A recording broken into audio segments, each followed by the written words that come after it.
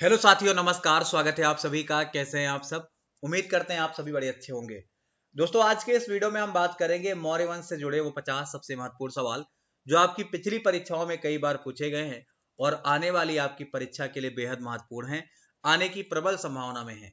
तो आइए स्टार्ट कर लिया जाए, देख लिया जाए, ज्यादा टाइम न बर्बाद करते हुए। सवाल नंबर 1 आपके स्क्रीन पर है।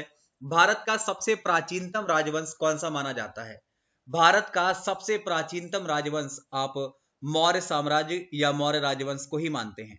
इसके विषय में आपको हम थोड़ी जानकारी अगर दे दें तो ये जो वंश है इसका समय सीमा तकरीबन 137 वर्ष की रही है। इसके विषय में आपको हम बताएं तो इसका जो टाइम पीरियड है वो 322 से लेकर 185 ईसा पूर्व तक का माना जाता है। इसकी स्थापना का श्रेय चंद्रगुप्त मौर्य को जाता है और इसकी स्थापना करवाने का श्रेय आचार्य चाणक्य को जाता है। तो ये आप सब जानते हैं। चलिए आगे बढ़ते हैं, अगले महत्वपूर्ण सवाल की बात करेंगे। मौर्य साम्राज्य की स्थापना किसके द्वारा की गई थी? तो थोड़ी देर पहले मैंने आपको क्लियर किया है कि मौर्य साम्राज्य की जो स्थापना है वो चंद्रगुप्त मौर्य के द्वारा की गई थी। चंद्रगुप्त मौर्य ने 322 ईसा पूर्व में अपने गुरु चाणक्य की सहायता से घरानंद की हत्या कर दी और उसके बाद मौर्य साम्राज्य की स्थापना की, जो आप सब जानते हैं। और ये एक लंबे समय तक चलने वाला राजवंश रहा जिसमें अशोक, बिंदुसार और बहुत सारे अच्छे अच्छे राजा आते हैं। चलिए आगे बढ़ते हैं। अगला सवाल है, चाणक्य का अन्य नाम क्या था? तो चाणक्य के और भी दो नाम प्रसिद्ध माने जाते हैं, जिनमें हम अगर बात करते हैं तो कौटिल्य और विष्णुगुप्त का नाम आता है। यहां पर आपके समझ में विष्णुगुप्त लिखा हुआ है। इनके और भी नाम है कौटिल्य, चाणक्य और विष्णुगुप्त। आपको तीनों ही याद होने चाहिए। आइए आगे बढ़ते हैं। किसके ग्रंथ में चंद्रगुप्त मौर्य का विशिष्ट रूप से वर्णन हुआ है? किसके ग्रंथ में चंद्रगुप्त मौर्य का विशिष्ट रूप से वर्णन हुआ है? तो आप इसके जवाब को अच्छे से याद रखिएगा, बड़ा इंपॉर्टेंट है। तो हम बात करेंगे विशाखा दत्त के विषय में। विशाखा दत्त इंपॉर्टेंट है, आपको याद होना चाहिए। आइए हम इनके विषय में आपको थोड़ी जानकारी दे दें। तो विशाखा दत्त के दो प्रसिद्ध नाटक हैं, पहला मुद्रा राक्षस और दूसरा देवी चंद्रगुप्तम। और मुद्रा राक्षस में चंद्रगुप्त मौर्य के जीवन संबंधित घटनाओं को बताया गया है, बड़ा इंपॉर्टेंट तरीके से उल्लेखित किया गया है, जो आपको याद रखना है। चलिए, एक सवाल नीचे कमेंट बॉक्स में आप सभी को करना है, कलिंग वर्तमान में कहां है? यह आप सभी को नीचे कमेंट बॉक्स में कमेंट जरूर करना है, हर एक बच्चे को। आगे बढ़ेंगे।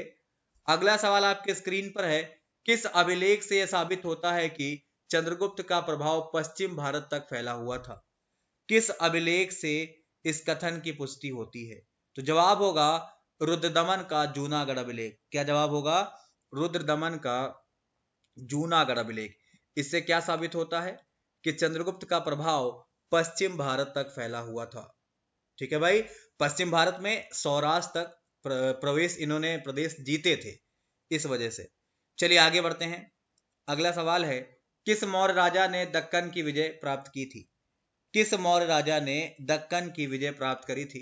तो यहां पर भी जो नाम आएगा वो चंद्रगुप्त का नाम आएगा, चंद्रगुप्त मौर्य का नाम आएगा। इनके द्वारा क्या हुआ था? दक्कन की विजय प्राप्त की गई थी। यह आपको अच्छे से मालूम होना चाहिए। चलिए आगे बढ़ते हैं। अगला सवाल है भाई, चंद्रगुप्त मौर्य ने सेल्यूकस को कब पराजित किया? चंद्रगुप्त मौर्य ने सेल्यूकस को 305 ईसा पूर्व में पराजित किया। कब? 305 ईसा पूर्व। यह आपको अच्छे से याद होना चाहिए, बहुत इंपॉर्टेंट है। पहले आपको बता दें, ये आपका जो सेल्यूकस निकेटर है ये सिकंदर महान का सेनापति था, जो आपके पास सवाल में लिखा हुआ है। और 305 ईसा पूर्व में चंद्रगुप्त मौर्य ने इसको पराजित किया। दोनों के बीच में संधि हो गई और आपको पता है। नेक्स्ट, प्रसिद्ध यूनानी राजदूत मेगास्थनीज किसके दरबार में आया था? तो आपने अगर मेगास्थनीज का नाम सुना है तो इनकी एक किताब है जो आपको नीचे कमेंट बॉक्स में लिखनी है, जो बड़ी फेमस है। फिलहाल ये चंद्रगुप्त मौर्य के दरबार में आए थे। इनकी किताब का नाम आपको नीचे कमेंट बॉक्स में लिखना है, सभी को हर हाल में प्रयास जरूर करना है। चलिए फिलहाल हम आगे बढ़ते हैं अगले सवाल की तरफ। तो सेल्यूकस ने ही यूनानी विद्वान मेगास्थनीज को राजदूत के रूप में चंद्रगुप्त के दरबार में रहने के लिए भेजा था। चलिए आगे बढ़ते हैं। अगला महत्वपूर्ण सवाल आपके पास है, चाणक्य किसका प्रधानमंत्री माना जाता है? चाणक्य किसका प्रधानमंत्री था? तो चाणक्य चंद्रगुप्त मौर्य का प्रधानमंत्री था। किसका था भाई? चंद्रगुप्त मौर्य। चंद्रगुप्त मौर्य को राजा बनाने में इसी का योगदान है, जो आपको हम पहले ही बता चुके हैं, तो इसको आप भूलेंगे नहीं। इसके अतिरिक्त में चाणक्य तक्षशिला विश्वविद्यालय के आचार्य भी थे। इन्होंने मुख्यतः भील और किरात राजकुमारों को प्रशिक्षण दिया, इसलिए ये फेमस थे। चंद्रगुप्त मौर्य ने अपने अंतिम दिन कहाँ गुजारे? तो याद रखिएगा, चंद्रगुप्त मौर्य ने अपने अंतिम दिन जो हैं वो श्रवण बेलगोला में गुजारे।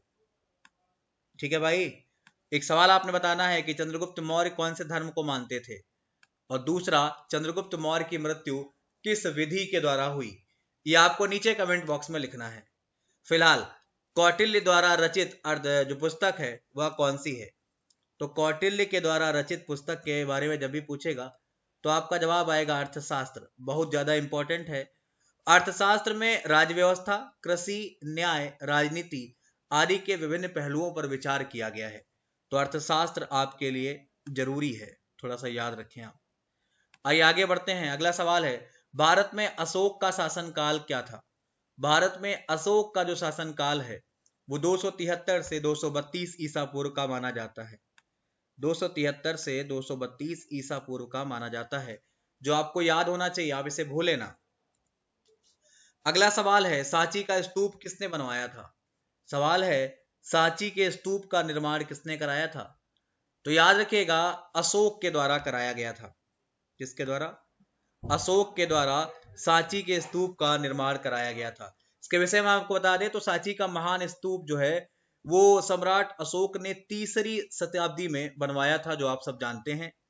इसके केंद्र में अर्धगोलाकार ईंट निर्मित ढांचा है, जिसमें भगवान बुद्ध के कुछ अवशेष रखे गए हैं। तो ये आपको आना चाहिए।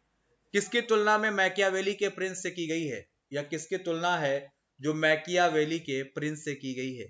तो याद रखिएगा, कौटिल्य का जो अर्थशास्त्र है इसकी तुलना मैकियावेली के प्रिंस से की गई है। आप इसे बिल्कुल भूले ना, ये बड़ा इंपॉर्टेंट रहेगा आपके लिए। समझ गए? आइए आगे बढ़ते हैं।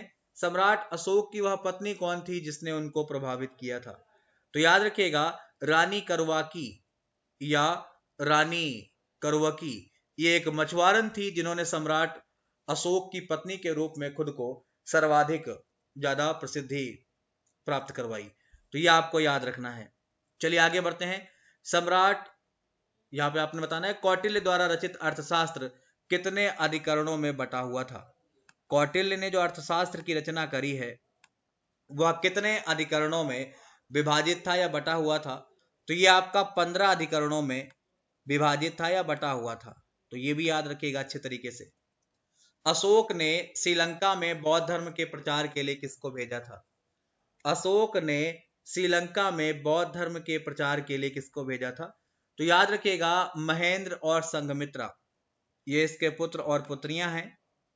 इन्हें इन्होंने क्या करने के लिए भेजा था? बौद्ध धर्म के प्रचार के लिए। बहुत ज्यादा इंपॉर्टेंट है। चलिए आगे बढ़ते हैं। तो 3री बौद्ध संगीति का आयोजन सम्राट अशोक के टाइम पीरियड में ही हुआ था। समझ गए? इस बौद्ध संगीति की अध्यक्षता किसने करी थी, आपको नीचे कमेंट बॉक्स में लिखना है। आइए आगे बढ़ते हैं। किस मौर्य शासक को देवनाम प्रियम भी कहा जाता है? तो याद रखेंगे, ये शब्द भी आप अशोक के लिए ही प्रयोग करते हैं। किसके लिए? अशोक के लिए ही प्रयोग करते हैं, अशोक को ही कहा जाता है। समझ गए? चलिए, मौर्य काल का सबसे अच्छा नमूना क्या माना जाता है? मौर्य काल का सबसे अच्छा नमूना क्या माना जाता है? चलिए, तो मौर्यकालीन सबसे अच्छा नमूना अशोक के द्वारा निर्मित स्तंभ थे। बड़ा इंपॉर्टेंट है और यही सबसे अच्छा नमूना है। आइए आगे बढ़ते हैं। कलिंग विजय के उपरांत अशोक ने किस धर्म को स्वीकार कर लिया? जो कलिंग विजय करता है अशोक, उसके बाद इसके मन में इसका हृदय परिवर्तित हो जाता है और लोगों के प्रति इसका जो सम्मान है वो और बढ़ जाता है। इसके उपरांत ये बौद्ध धर्म को ग्रहण कर लेते हैं और उसके प्रचार प्रसार में काफी सहयोग करते हैं। तो भाई ध्यान रखेंगे आप लोग। उड़ीसा के वर्तमान सीएम कौन है, ये आपको नीचे कमेंट बॉक्स में लिखने का प्रयास करना है। हम आगे बढ़ते हैं। मौर्य साम्राज्य में प्रचलित मुद्रा का नाम क्या था? मौर्य साम्राज्य में प्रचलित मुद्रा का नाम क्या था? तो याद रखिएगा, ये प्रचलित मुद्रा का नाम था पड़। यह इनकी राजकीय मुद्रा होती थी। ये चांदी का सिक्का होता था। इसका भार 3/4 तोले के बराबर था। इसके ऊपर सूर्य, चंद्र, पीपल, मयूर, बैल, सर्प आदि के चित्र खुदे होते थे। तो ये आपको ध्यान में रखना है, पर इंपॉर्टेंट है। आइए आगे बढ़ते हैं। बिंदुसार की मृत्यु के बाद अशोक किस प्रांत का गवर्नर था? या उस समय बिंदुसार की मृत्यु के समय अशोक किस प्रांत का गवर्नर था? तो अशोक उस समय उज्जैन का गवर्नर था। कहां का? उज्जैन का। एक सवाल आपको नीचे कमेंट बॉक्स में लिखना है। सवाल यह है कि उज्जैन को किस भगवान की नगरी कहा जाता है? दूसरा यह है उज्जैन किस नदी के किनारे बसा हुआ है? और तीसरा यह है उज्जैन के किनारे कौन सा मेला लगता है? यह आपको नीचे कमेंट बॉक्स में जरूर बताने हैं सभी को। अगला सवाल है, मालवा, गुजरात और महाराष्ट्र किस शासक ने सबसे पहले जीते थे? मालवा, गुजरात और महाराष्ट्र। तो याद रखिएगा, बड़ा इंपॉर्टेंट है भाई, ये सबसे पहले चंद्रगुप्त मौर्य के द्वारा ही जीते गए थे। चंद्रगुप्त मौर्य। आइए आगे बढ़ते हैं। तो मुद्रा राक्षस के लेखक कौन माने जाते हैं? मुद्रा राक्षस के लेखक कौन माने जाते हैं? उत्तर होगा विशाखा दत्त। विशाखा दत्त जो है वो संस्कृत भाषा के बड़े प्रसिद्ध विद्वान थे, बड़े अच्छे नाटककार थे, और मुद्रा राक्षस जो है वो इन्हीं की एक प्रसिद्ध रचना है। मुद्रा राक्षस में चंद्रगुप्त मौर्य के जीवन से संबंधित घटनाओं के बारे में बताया गया है, तो आप इसे याद रखें। आइए आगे बढ़ते हैं। भारतीय लिखने की कला नहीं जानते हैं, ये कथन किसका है? भारतीय लिखने की कला नहीं जानते हैं, ये कथन किसके द्वारा बोला गया है? तो ये जो कथन है भाई वो आपका मेगास्थनीज के द्वारा बोला गया है। किसके द्वारा? मेगास्थनीज। तो ये आपको बड़े अच्छे से याद रखना है। तो भाग 1 में हम आज इतना ही करते हैं। ये आपके 25 महत्वपूर्ण सवाल थे।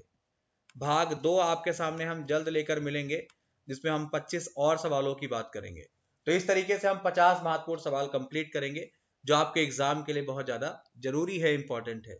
फिलहाल कुछ और बातें कर ली जाए, तो अगर आप अभी तक अनअकैडमी प्लस से नहीं जुड़ पाए हैं तो जरूर जुड़ जाइए। वहां पर आपको टॉप एजुकेटर से पढ़ने का मौका मिलता है। अगर आप वहां पे प्लस ज्वाइन करते हैं तो आपको ये सारे टॉपिक डिटेल में करने को मिलते हैं, अच्छे से पढ़ने को मिलते हैं। तो प्लस ज्वाइन करने के लिए आपको हमारा कोड यूज करना है दीपक सिंह YT10। और दूसरी बड़ी बात, अगर आप चाहें तो वहां पर आप हमारी फ्री क्लास भी कर सकते हैं, और फ्री क्लास करने के लिए भी आपको अनलॉक कोड यूज करना है दीपक सिंह YT10। समझ गए? तो ये बहुत ज्यादा जरूरी रहेगा आपके लिए। इसके अतिरिक्त में अगर हम देखेंगे तो सबसे इंपॉर्टेंट ये है कि आप यहाँ पर बैच ज्वाइन कर सकते हैं, जहां पर आप सारी क्लास एक साथ में कर सकते हैं। समझ गए? तो आप जरूर ज्वाइन करें। और यहाँ पे सबसे इंपॉर्टेंट ये है कि आज का डाउट नाम का एक फीचर है, जिसके मदद से आप अपने डाउट को क्लियर कर सकते हैं, जान सकते हैं। तो ये काम आप अवश्य कर लें। और बड़ी इंपॉर्टेंट बात यह है कि आपके लिए जो यहाँ पे प्लस के चार्ज हैं वो जितना लंबे समय के लिए आप लेते हैं उतना कम है। अगर आप 24 मंथ का प्लस एक साथ लेंगे तो आपको सिर्फ 150 पर मंथ के हिसाब से पे करना है। अगर आप 12 मंथ का लेंगे तो आपको 250 पर मंथ के हिसाब से पे करना है। तो इस तरीके से आप अपनी तैयारी को अच्छा कर सकते हैं और सिलेक्शन को मजबूत कर सकते हैं। फिलहाल इसके लिए लिंक आपको नीचे वीडियो के डिस्क्रिप्शन में मिल जाएगा, जहां से आप करिए। हम मुलाकात करेंगे आपसे भाग 2 को लेकर बहुत जल्द। फिलहाल के लिए इतना ही। धन्यवाद, नमस्कार, बाय बाय।